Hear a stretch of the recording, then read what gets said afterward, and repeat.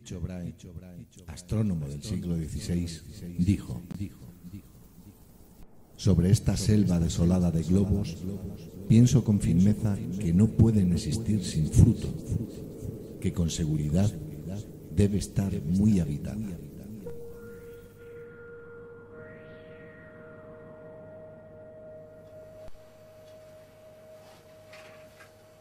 Con esta cita terminábamos el capítulo anterior.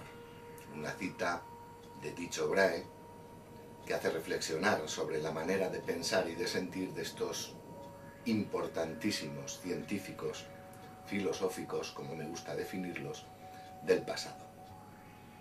Hoy comenzaremos con Júpiter y a lo largo de todo el programa intentaré ser lo más concreto, preciso y exacto, ya que hay nuevos datos que se han debido incorporar a las teorías que se tenían edificadas sobre Júpiter y que los últimos descubrimientos han completamente trastocado porque han debido de ser remodificadas debido a los nuevos datos, sobre todo a nivel interior de Júpiter, que han sido descubiertos y que han influido determinantemente en el concepto que se tenía sobre este astro, como a mí me gusta llamarlo. El misterio sobre este astro desde siempre perduró y, como veremos al final de este desarrollo, permanecerá e incluso aumentará según la apreciación de cada uno de ustedes.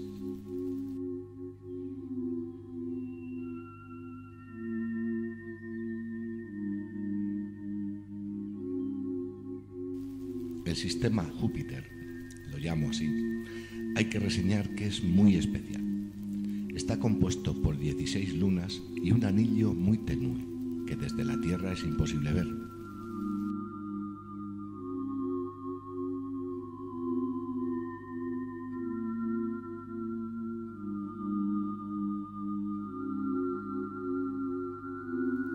Sobre el anillo de Júpiter se verificó que las partículas que lo componen son en realidad polvo procedente de roca.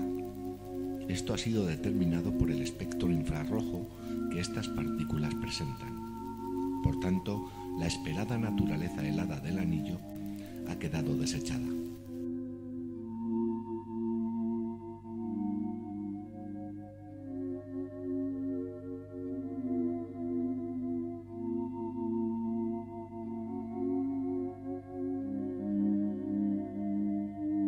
Este anillo, o mejor, las partículas que lo componen, son oscuras y rojizas.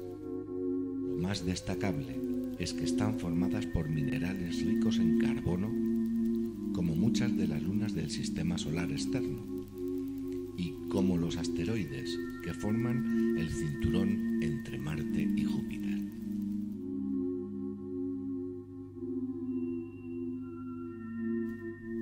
La zona espacial del cinturón de asteroides tiene una importancia muy significativa para entender la procedencia de muchos de los satélites naturales de los planetas externos. Preciso bien que hablo de satélites naturales, que siguen las leyes de la mecánica celeste sin contravenirlas o cuestionarlas, como sucede en otro tipo de satélites.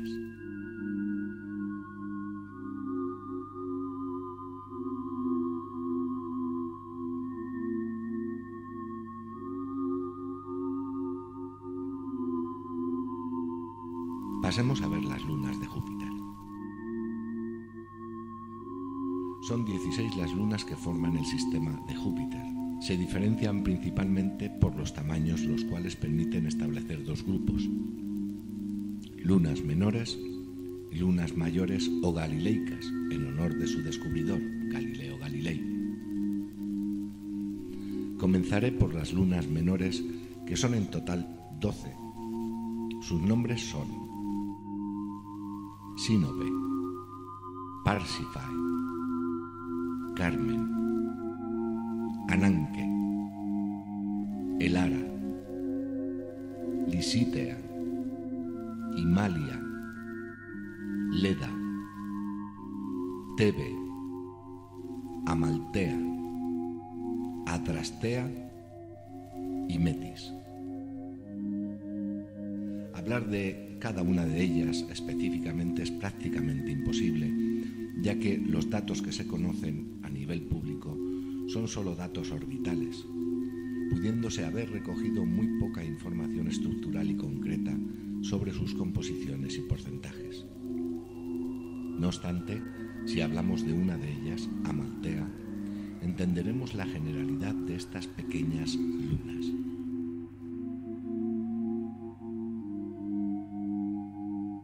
Hay dos teorías científicas que ha propuesto el origen de estos satélites. Podrían tratarse de restos de grandes satélites o asteroides capturados. Sea cual sea, ambas teorías coinciden en que parece ser que son los restos de otro u otros cuerpos mayores. Amalthea es el más grande de estos satélites menores. Sus dimensiones son las de un cuerpo elipsoide y apepinado, que son 150 de diámetro, 170 de ancho y 270 de largo.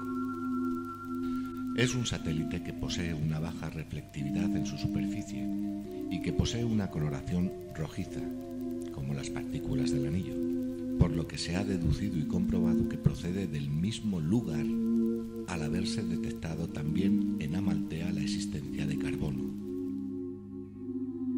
Presenta numerosas protuberancias que deforman su forma elipsoide.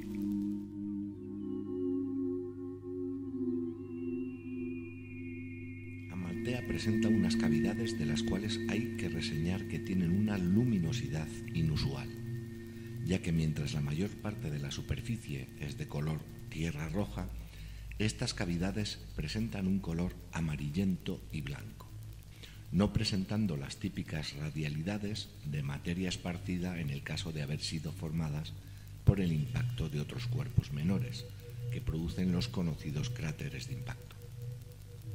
Una de estas cavidades blancas tiene unas dimensiones que sin duda alguna, de haber sido causada por algún impacto, hubiera provocado la explosión destructiva del pequeño Amalthea.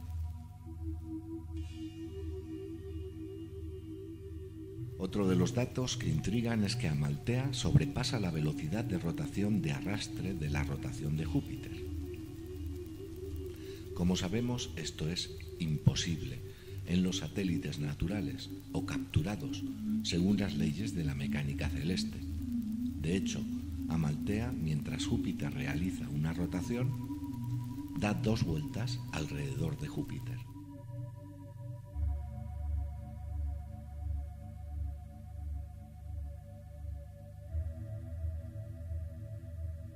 Pasemos ahora a Metis y Adrastea. No solo está Amalthea como caso raro, sino que también tenemos a Metis y Adrastea, que en una rotación de Júpiter ellas lo orbitan 4 veces. Metis y Adrastea son en realidad los satélites pastores de los anillos descubiertos en Júpiter.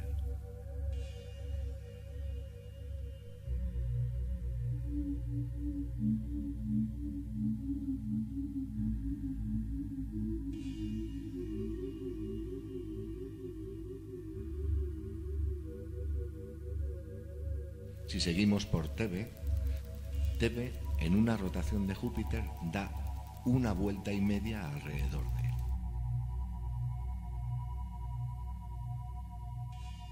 Estos 4 satélites son los que se encuentran más cercanos a Júpiter.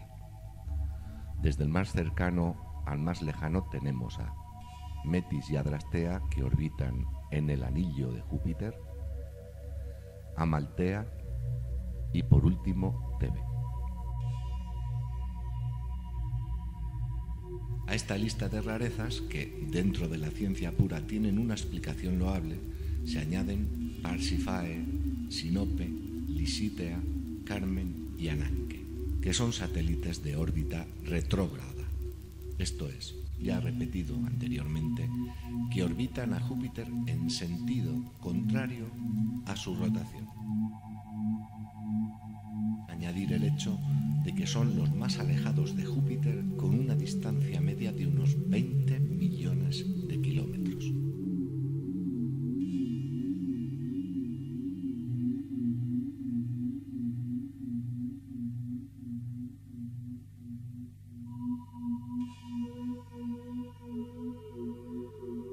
Pasemos ahora ya a los satélites galileicos.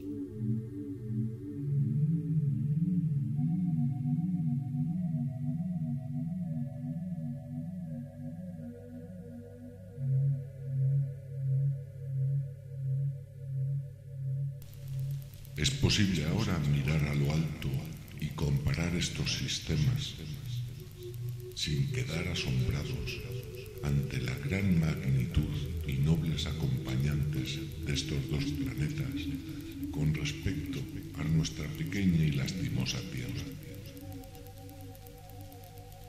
¿Puede alguien obligarse a pensar que el sabio creador ha puesto aquí todos sus animales y plantas, que se ha dedicado únicamente a proveer y a adornar este lugar, y que ha dejado aquellos mundos que podrían adornarlo y venerarlo desnudos y privados de habitantes?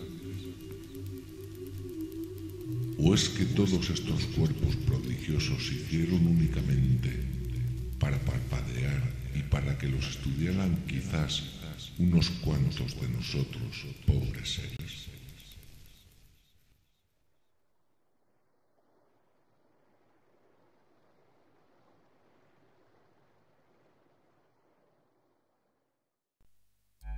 Estas lunas fueron bautizadas por su descubridor Galileo Galilei con el nombre de astros de los Médicis. Si los nombramos en orden desde el más lejano al más cercano a Júpiter, tenemos primero a Calisto,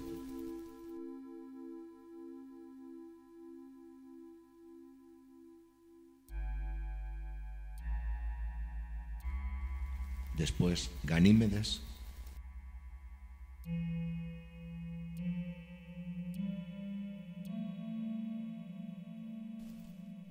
seguidamente Europa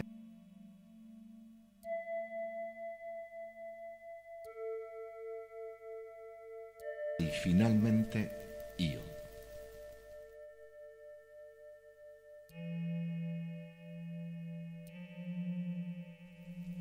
Pero los vamos a ver en este orden. Primero veremos a Io, después a Calisto, seguidamente Ganímedes y después Europa. Io es una luna que está totalmente llena de volcanes que vomitan compuestos sulfurosos que le dan su atrayente aspecto de colores blanco y rojo anaranjados. Su superficie está terriblemente agitada. Esto procura a Io, a pesar de todo, una atmósfera propia compuesta, entre otros elementos, por oxígeno.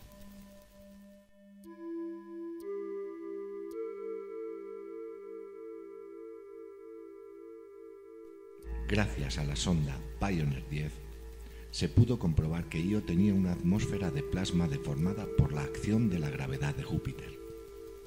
La fragorosa actividad volcánica de Io está directamente relacionada con su cercanía al gran gigante y la influencia magnética y gravitacional de este, ya que tiene su órbita dentro de la espesa magnetosfera jupiteriana.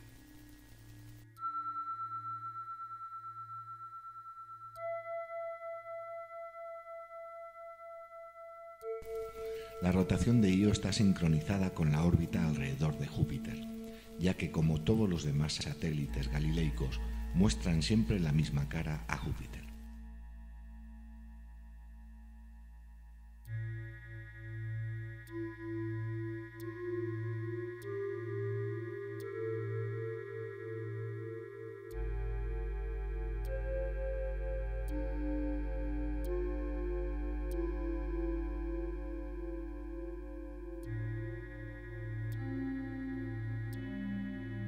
Calisto es la luna más exterior de las cuatro.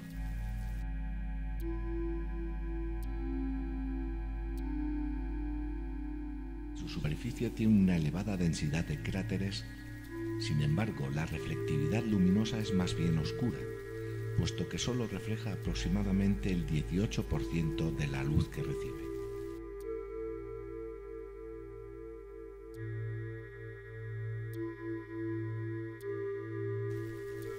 Parece ser que su superficie tiene una gran cantidad de hielo de agua, pero predomina su naturaleza rocosa.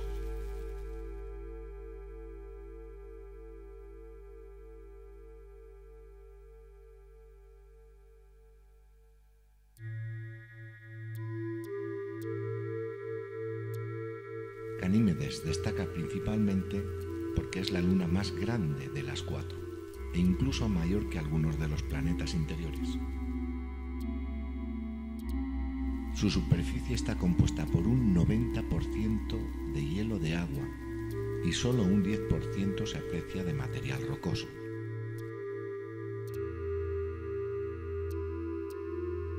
Debido a esta composición, su superficie es una de las más luminosas.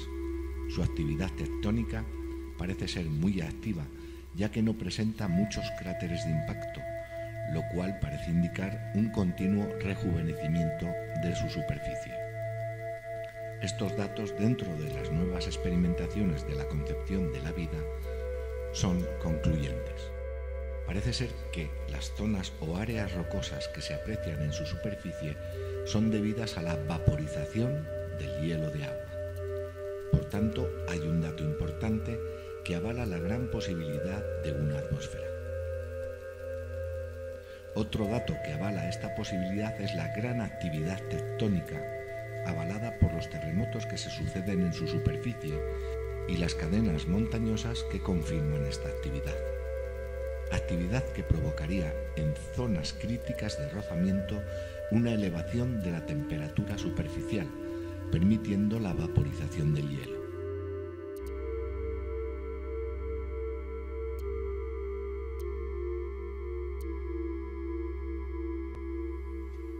Ganímedes reservaba una sorpresa para los científicos terrestres.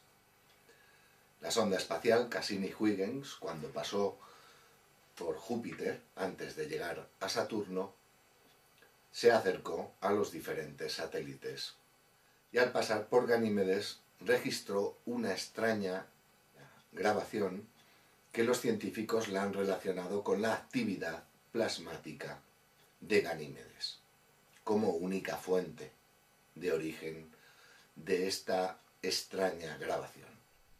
Esta grabación que van a oír ahora son los sonidos que se captaron del entorno, de la superficie, de la actividad en Ganímedes.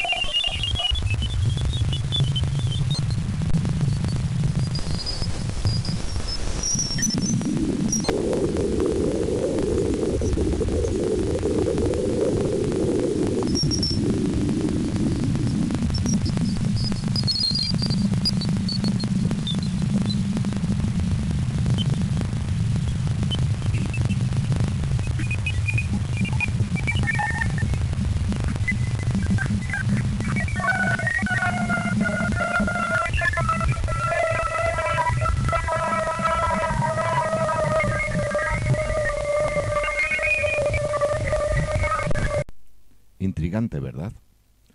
Bien, pues oigamos ahora la última parte de esta grabación consecutivamente, primero a la mitad de su velocidad de reproducción, la siguiente sería a 1/4 de la velocidad y la siguiente a 1/8 de la velocidad de reproducción.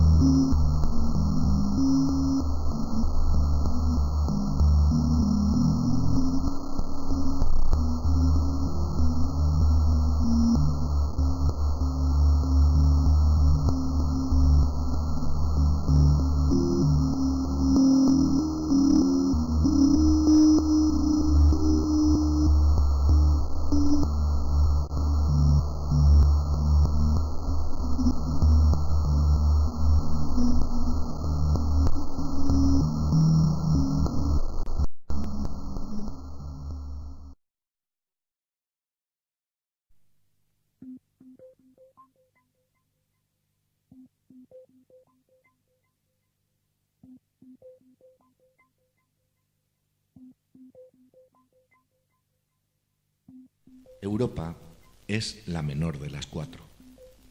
Tiene un tamaño un poco menor que nuestra Luna. Su diámetro es de poco más de 3.000 kilómetros. El aspecto visible de la superficie de Europa, captado por las sondas espaciales Voyager 1 y 2, presenta rarezas propias. En una de ellas se observa un intrincado sistema de estructuras lineales que se cruzan y entrecruzan, pero que no tienen relieve alguno sobre la superficie. Esta rareza, junto a la gran reflectividad de luz que presenta su superficie, ha intrigado a los científicos hasta el día en el que pudieron verificar que está compuesta por hielo de agua.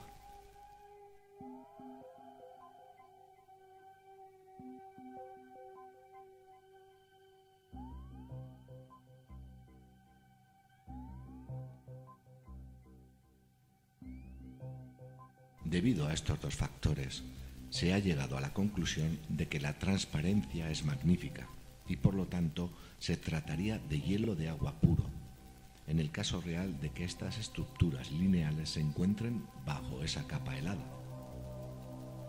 Otro dato para tener en cuenta es el porcentaje de hielo en la superficie de Europa.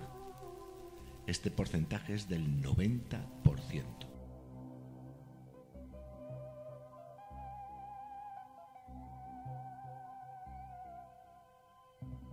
Su color es amarillento visto desde el espacio, y en sus cercanías no se han evidenciado choques que hayan dejado marca reciente en su superficie, contrariamente a Calisto plagado de cráteres. Las estructuras lineales que han sido descubiertas y que se cruzan y entrecruzan presentan unas referencias visuales que contrastan con las típicas señales de fracturas o desgarros geológicos de placas tectónicas en un movimiento relativo. Estas desarrollan trazos lineales y repentinamente la o las mismas líneas cambian tornándose curvas perfectas o arcos precisos que se repiten como cuando hacemos monigotes simétricos recortados en papel. El misterio de tanta simetría ciertamente es grande para la comunidad científica internacional, puesto que esta misma comunidad no encuentra teorías convincentes o no quiere consultar otras teorías más directamente relacionadas con otras formas de vida orgánica. Se hacen preguntas como ¿qué son realmente estas líneas que miden entre 5 y 10 kilómetros de anchura y con longitudes que en algunos casos recorren la totalidad de la esfera de la Luna, Europa?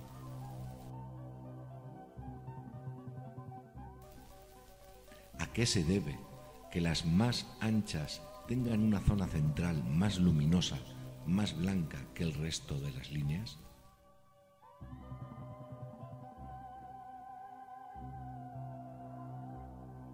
El hecho de suponer que se encuentran bajo la superficie y que no se tratan de valles o depresiones es debido a que no presentan ninguna sombra que delate su estructura depresiva o altitud sobre la superficie, incluso en las zonas definidas como Terminator, que es la zona que delimita el hemisferio iluminado del hemisferio oscurecido por el efecto de la rotación.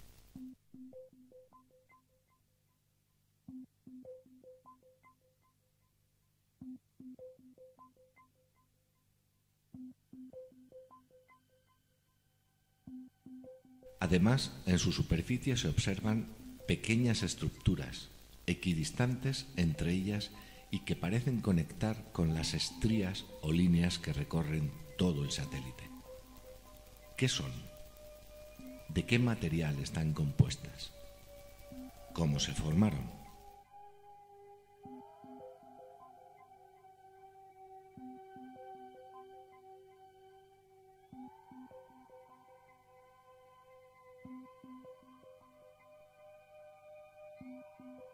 La pregunta más intrigante cuando pueden verse estas imágenes es ¿por qué guardan esa simetría en las distancias? Son preguntas que la comunidad científica internacional no puede o no quiere en este momento responder dentro de sus conocimientos y consultando otros razonamientos más aperturistas y evolucionistas de prestigiosos científicos, con exhaustivos estudios planetarios y con teorías concretas y precisas que guardan relación con la vida inteligente en otros mundos.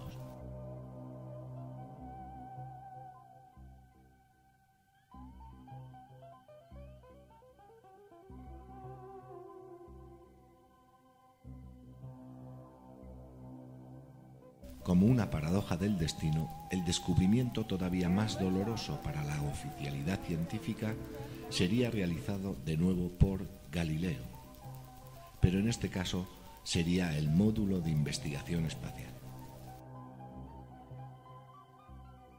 Pues bien, Galileo ha obligado a otro tribunal inquisitorial, el Tribunal Científico, y a una institución, la NASA, a través de su centro Jet Propulsion Laboratory, situado en Pasadena, California, a dar unas declaraciones públicas que, a todas luces, son muy poco explícitas, aunque reconocen y aluden a la sorpresa encontrada en Europa. Those colors tell us what is actually in that atmosphere. So now that we found the building blocks of life on another world, does this help us answer the burning question? Are we alone? Esta es la noticia.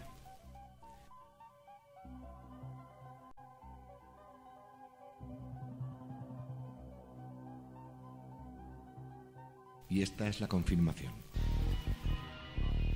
Hemos detectado, a través de la sonda Galileo, una superficie prácticamente cubierta por hielo purísimo de agua, un verdadero mar helado que nos hace intuir la existencia de vida en Europa. En la Tierra, estos mismos ingredientes hicieron posible la vida. Este es el primer océano descubierto desde que Núñez de Balboa descubrió el Océano Pacífico. Los datos y sobre todo las imágenes que nos ha remitido la sonda Galileo nos dan la absoluta certeza de que existe agua líquida en Europa, además de haber detectado hielos que se derriten en la superficie de esta luna de Júpiter. Se ha detectado una atmósfera que resulta ser poco densa, pero que permitiría retener una cierta temperatura estable. Se han descubierto también géiseres que gracias a la temperatura interna de Europa emiten hacia la atmósfera vapores. paralelamente a la detección de la atmósfera de Europa, ha sido corroborada por la constatación de una ionosfera y ha sido confirmado que esta atmósfera está compuesta por oxígeno y vapor de agua.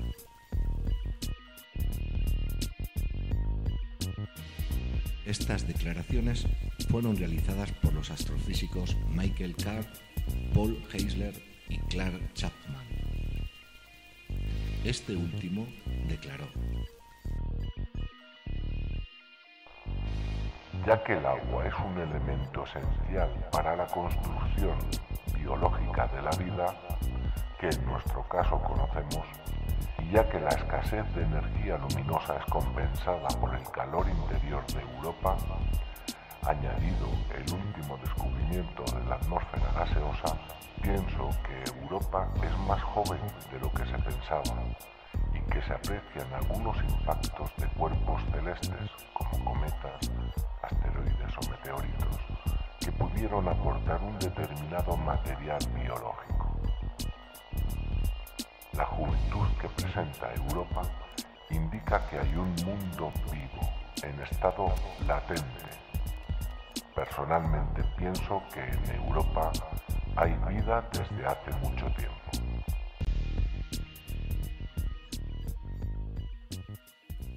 Pues bien, vemos como al menos un científico habla claramente de su opinión personal, en este caso, de la gran posibilidad de que en Europa, el satélite de Júpiter, haya vida biológica.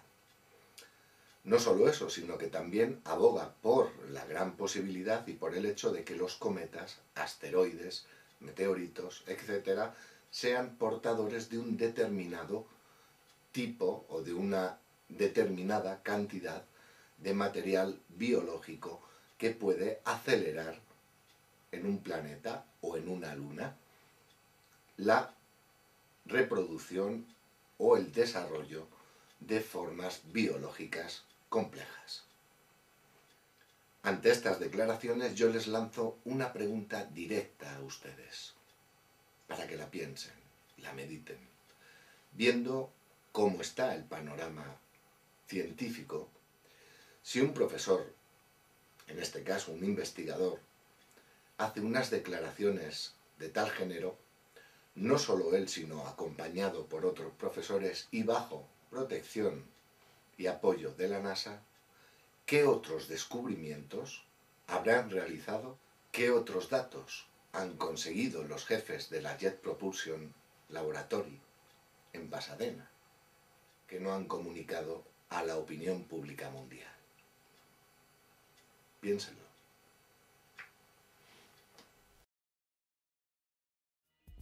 ¿Qué otros datos han conseguido los jefes de la Jet Propulsion Laboratory de la NASA?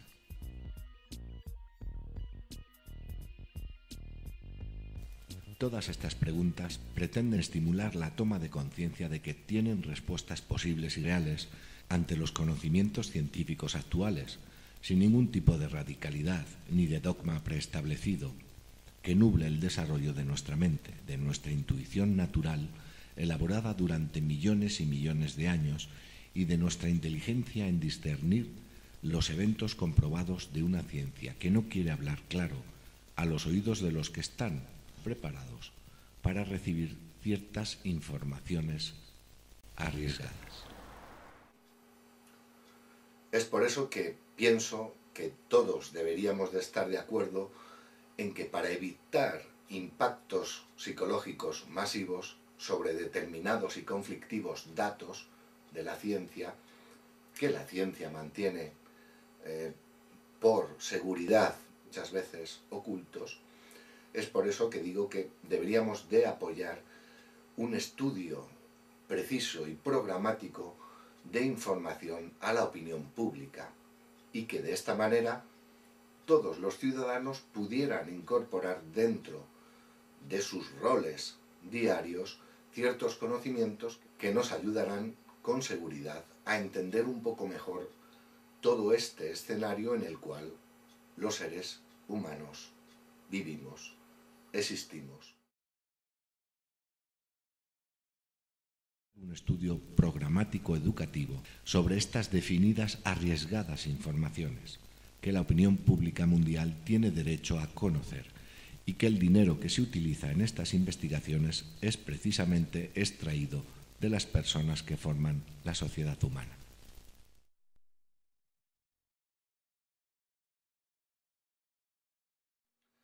Un dato que quiero utilizar es el que Júpiter emite un 70% más de energía que la que le llega del Sol. Esto significaría que si del Sol recibe, por ejemplo, una cantidad de energía de 100x, Júpiter devuelve al espacio una cantidad energética equivalente a 170x. Este dato avala, o mejor dicho, confirma la teoría de los núcleos hidrogenales, ya que es imposible emitir un 70% más de la energía que llega del Sol si no se tiene una fuente interna, activa, emisora y propia.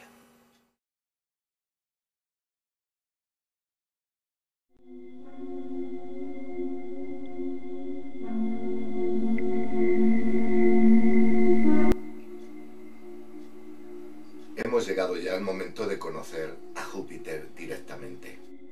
Hemos conocido su sistema, sus componentes, datos importantes de los componentes de este sistema, y ahora nos vamos a adentrar en unos datos directos y fundamentales sobre Júpiter. Datos que sin duda alguna cambiarán la concepción que tenemos sobre este gigante de nuestro sistema solar. Datos que nos harán pensar un poco más y más profundamente en la real concepción que Júpiter tiene para todo el sistema solar.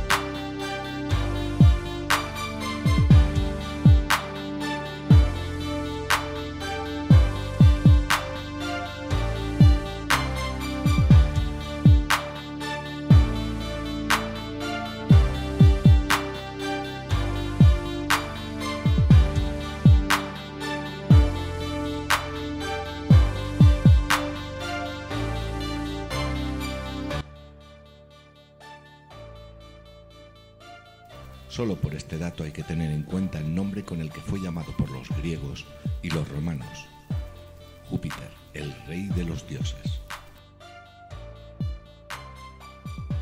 Veamos los datos que definen la grandiosidad de este, como digo, astro.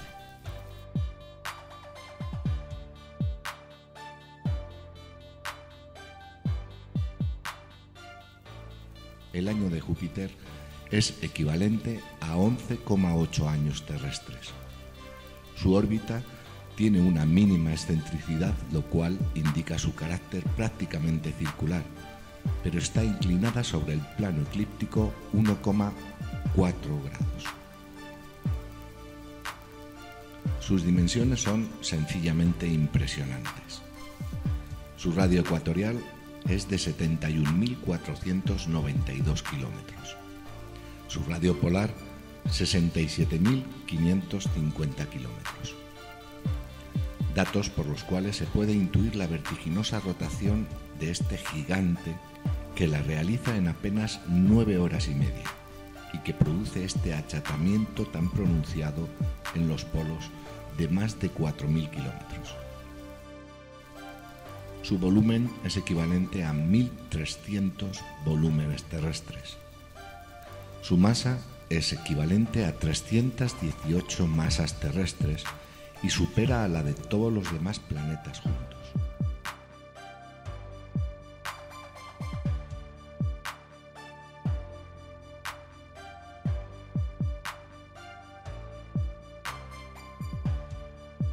Su eje de rotación está un poco inclinado con respecto a la perpendicular del plano orbital. Su constitución está dominada por dos elementos: hidrógeno, 74%, y helio, 24%. El restante 2% es agua, metano y amoníaco. Su atmósfera es un verdadero libro sin leer todavía. Los datos más sobresalientes son los relacionados con los colores tan destacados que tiene. Por encima de todo, lo más atrayente es el famoso ciclón, que ha recibido el nombre del Ojo de Júpiter y que guarda unas características muy interesantes. Gracias al análisis de la atmósfera en la banda de infrarrojos se ha detectado verdaderas sorpresas científicas, puesto que se han hallado moléculas complejas que, según los científicos, no tienen razón de existir en una atmósfera tan hidrogenada. De hecho, se comprobó en 1966 que Júpiter, incluso en la banda de infrarrojos, emite alrededor de 1,8 veces más radiación infrarroja que la que recibe del Sol. La radiación ultravioleta permite la combinación, disgregación y recombinación de los elementos en compuestos complejos y moléculas, mas hay que decir que estas sorpresas científicas fueron confirmadas en la década de los 80. El espesor de su atmósfera no permite un estudio preciso de sus distintas capas. Parece ser que no se ha verificado que ésta esté definitivamente separada del núcleo de Júpiter. Es con mucho la atmósfera más comprimida de todos los cuerpos exteriores del sistema solar. Sin embargo, parece ser que es la más sutil de todas ellas.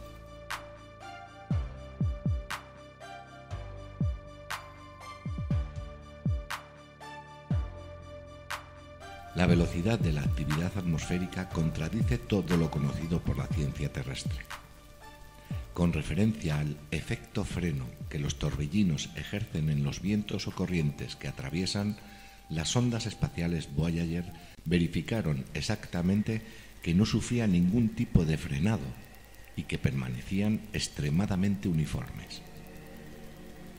En la global actividad atmosférica se observan corrientes zonales en donde se verifican vientos con velocidades superiores a los 550 km a la hora.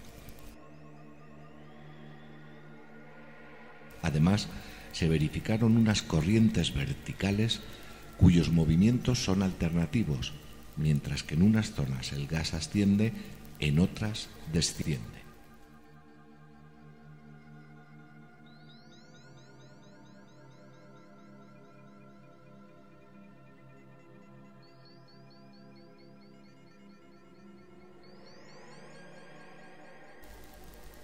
Estas corrientes son asimismo impresionantemente estables incluso después del paso de los distintos torbellinos, incluido el Ojo de Júpiter.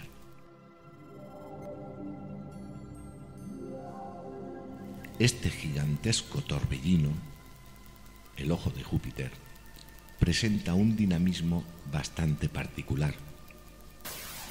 Está dominado por un efecto relacionado con las altas presiones, de forma que el área que ocupa provoca una hinchazón, o dicho de otra manera, una presión interna hacia arriba que se eleva más de 100 kilómetros sobre las capas atmosféricas por donde evoluciona.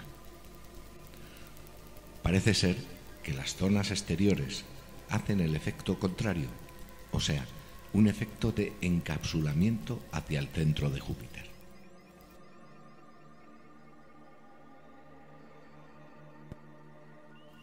Los datos más impresionantes nos han llegado de la sonda espacial que fue enviada hace unos años hacia el Sol y Júpiter. Esta sonda es la sonda Galileo. Esta sonda descubrió similitudes entre la atmósfera de Júpiter y la atmósfera del Sol.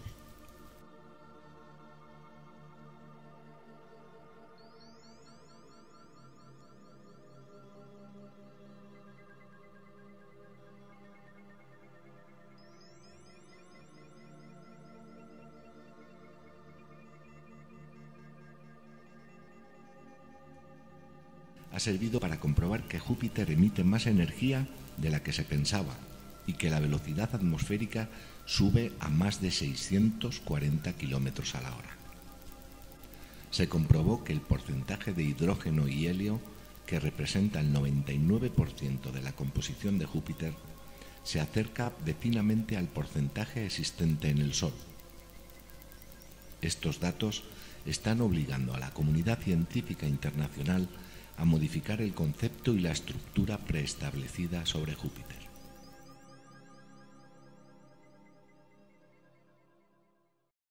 Hemos tenido indicios de una distribución de plasma muy extraña. Tenemos información que nos asombra y que nos llevará mucho tiempo comprender. Algunos puntos están claros. Todo el sistema de Júpiter es más pesado de lo que suponíamos. Supera esa suposición en aproximadamente 2 lunas terrestres. Io tiene una delgada atmósfera, por tanto las 4 lunas grandes de Júpiter probablemente tienen atmósfera. Vemos descensos relativamente bruscos en la magnitud del campo hacia valores mucho más bajos. En Júpiter, una brújula apuntaría al polo sur en lugar de al norte. Las pruebas con infrarrojos han trazado las zonas de calor de Júpiter con gran detalle. El planeta refleja más del doble del calor del que recibe del Sol. ¿Por qué? Posiblemente su enorme gravedad lo hace contraerse como una estrella lenta. Las franjas blancas son más frías y por tanto bandas más altas de nubes se estrechan alrededor del material básicamente oscuro. Además, el lado nocturno y el diurno tienen la misma temperatura. Volvamos a escuchar con atención dos afirmaciones que han realizado. Su enorme gravedad lo hace contraerse como una estrella lenta.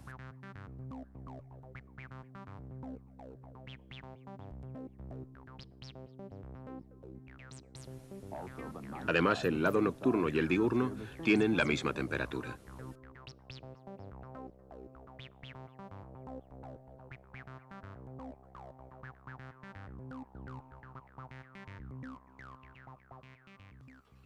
Deseo terminar esta parte en la que hemos profundizado sobre Júpiter con una reflexión, o mejor, una conclusión personal.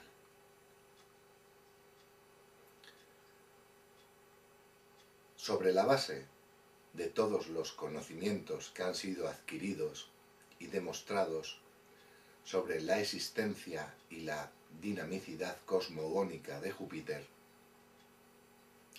pienso que todas las condiciones, todos los datos, los comportamientos de Júpiter indican que Júpiter es algo más. Guarda un secreto, al menos para la opinión pública mundial, ya que no se habla científicamente, no hay aportes, digamos, abiertos sobre el tema. Guarda un secreto Júpiter muy interesante, que sobre todo tiene relación con esa producción propia de energía que supera a la que le llega del Sol. Pienso que con todos los datos que hemos conocido, que ustedes han podido conocer hoy, hay suficientes pistas para entender que Júpiter debería de ser incluido en esa catalogación de soles que hemos visto ya en capítulos anteriores y que han sido definidos como variables tenues. Como dato, les recordaré que según investigaciones astrofísicas, más del 50% de todos los sistemas solares que se conocen, de todos los soles que se conocen en la galaxia, son sistemas binarios. Debería de ser incluido dentro de este tipo de soles.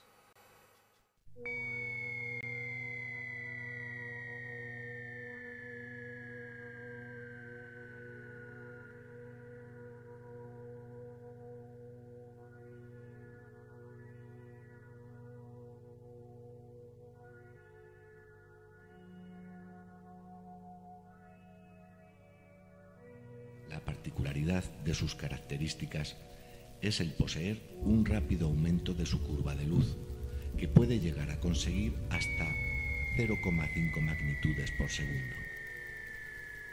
Esta acción está seguida por otra que corresponde al descenso de su curva de luz mucho más relajado, mucho más lento. Dentro de esta catalogación no se ha podido establecer una regla de comportamiento común entre todos estos soles.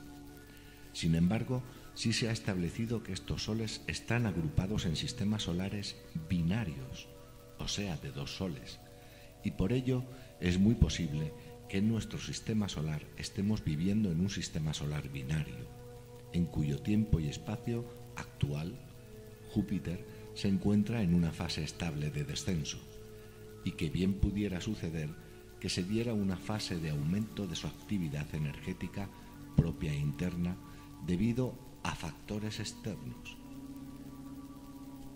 Uno de estos factores externos podría haber sido ya la caída sobre su superficie del cometa Shoemaker-Levy 9, que se fragmentó en numerosos cuerpos al acercarse sobre este astro.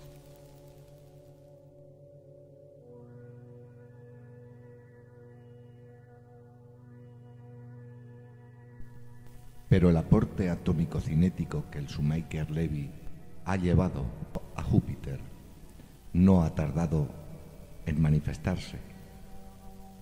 De hecho, una de las evidencias más claras que han podido determinar los observatorios de la Tierra es la aparición de un nuevo ciclón en la atmósfera de Júpiter. Ciertamente, estos dinamismos, estos aportes energético-cinéticos del cometa, a nivel interno, tardaremos mucho más tiempo en entenderlos. Pero indudablemente, el efecto está ahí.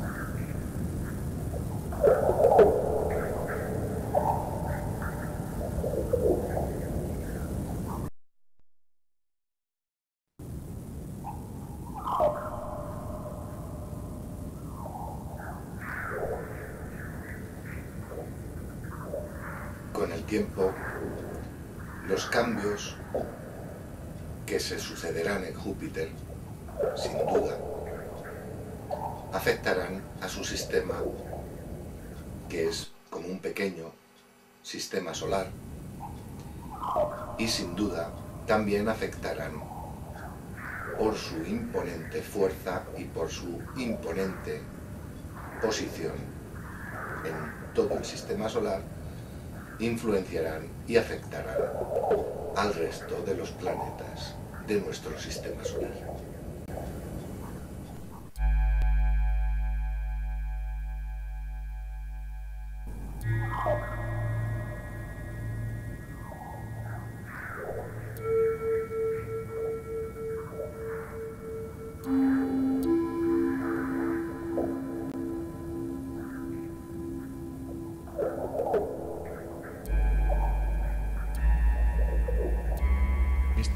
soles que están catalogados en la zona de enanos rojos son los soles que gozan de la vida más larga dentro de todos los tipos de soles que se conocen en la actualidad. Christian Huygens dejó en su obra Conjeturas referente a los mundos planetarios, sus habitantes y sus producciones este texto.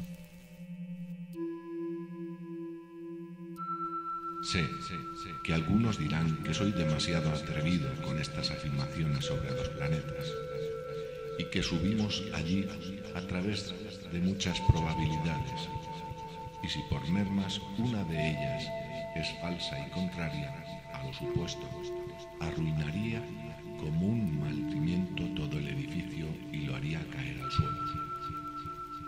Mas, si suponemos, tal como hicimos, que la Tierra es uno de los planetas de dignidad y honor igual al resto, ¿quién se atrevería a decir que no puede encontrarse en otro lugar alguien que disfrute del glorioso espectáculo de las obras de la naturaleza?